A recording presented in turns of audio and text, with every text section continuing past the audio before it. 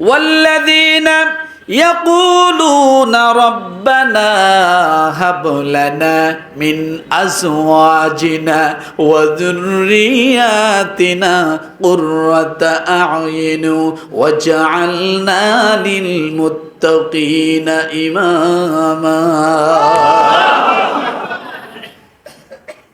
সর্বশেষ 11 নম্বর গুণটা আমি বললাম। 11 সর্বশেষ হলো বান্দা দোয়া করে।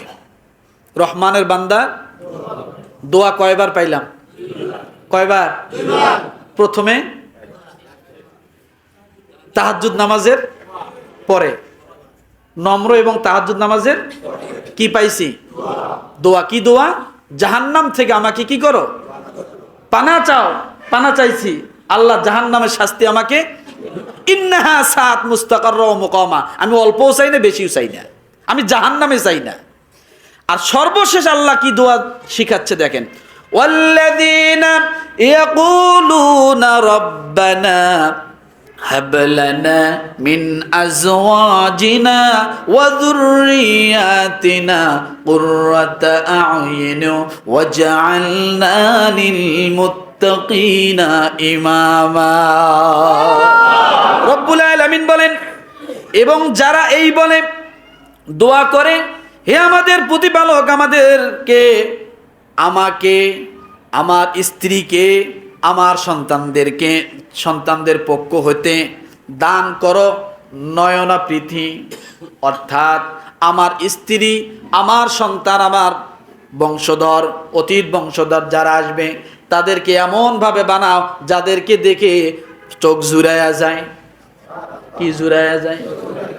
তার মানে বোঝেন, ভালো স্ত্রী যদি হয়, তার দিকে স্বামী যখন তাকায়, মনের মতো স্ত্রী যদি হয়, নমনীয় স্ত্রী যদি হয়, কর্কশবাসী না হয়, স্বামী ভক্ত হয়, তার দিকে স্বামী তাকাইলে তৃপ্তি পায় কিনা? কথা বলেন। যে সন্তান পিতার বাধ্যগত চলে, পিতার অনুসারী হয়, পিতা যা বলে, যেমন বলে তেমন চলে, ওই সন্তানের দিকে পিতা তাকাইলে বাবার নয়ন জোড়ায় কিনা? জোড়ায়।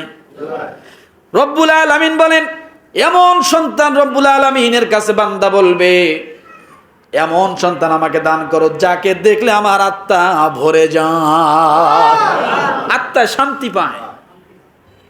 আর এমন কিছু সন্তান আছে তাকাইলে বাপ কি হয়? কষ্ট পায়। এমন কিছু স্ত্রী আছে তাকাইলে স্বামী কি পায়? কষ্ট পায়। তাহলে দুইটাই আছে। তাহলে আল্লাহর কাছে চাইতে হবে কোনটা? যেটার দ্বারা আমার কি হবে? শান্তি আসবে। আল্লাহ, এমন সন্তান, এমন স্ত্রী আমাকে কি করো? দান করো। এরপরে বলা হয়েছে, ওয়াজআলনা লিল মুত্তাকিনা ইমামা। শুধু তাই নয়, রব্বুল আলামিন তুমি আমাকে এমন আমলদার বানাও, এমন চরিত্রবান বানাও, এমন নমনীয় বানাও, এমন তাহাজ্জুদ গুজার বানাও, এমন মানুষ বানাও, আয় আল্লাহ, যারা আমাকে দেখে, তোমার অনেক বান্দারা আমাকে দেখে অনুসরণ করতে পারে।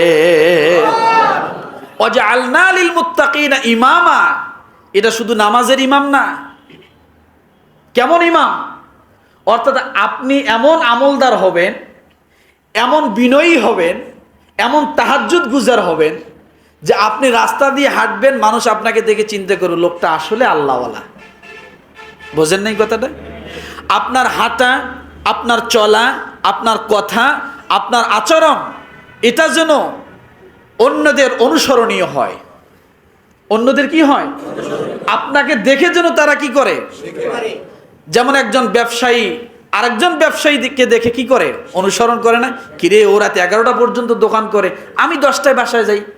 না, এটা হবে না। ও সকাল 7টা থেকে রাত 11টা পর্যন্ত দোকানে বসা থাকে, আর আমি সারাদিন দোকান বন্ধ রাখি, হবে না। তাহলে এই যে দেখা দেখি অনুসরণ করে শেখা, আল্লাহ বলে তোমার কাছে এই গুণগুলো এমনভাবে নিয়ে আসো, আর আল্লাহর কাছে দোয়া করো, আল্লাহ এই গুণগুলো আমাকে এমনভাবে দাও যে আমি অন্যের ইমাম হতে পারি। কেমন ইমাম? তারা যেন আমাকে দেখে অনুসরণ করতে পারে। শুধু নামাজের ইমাম না, আমার চরিত্র দেখে যেন তারা কি করে? আমাকে অনুসরণ করে।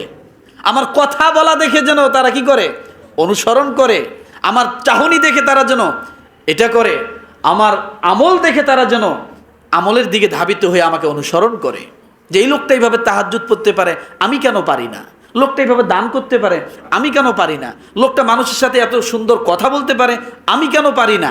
তাহলে আমার এগুলো সব যেন অন্যের অনুসরণযোগ্য হয়। এটাই হলো ওয়াজআলনা লিল মুত্তাকিনা ইমামা, নেককারদের ইমাম যেন আমি হতে পারি।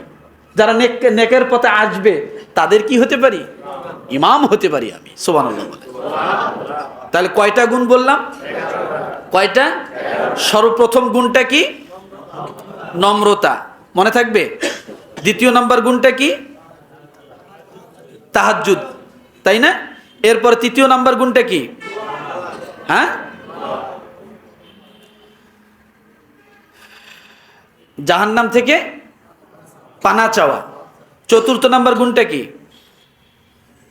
মধ্যম পন্থায় দান করা। মধ্যম পন্থা, বেশি বেশি না, কি মধ্যম পন্থায়, অর্থাৎ বেশিও না হয় কমও না হয়।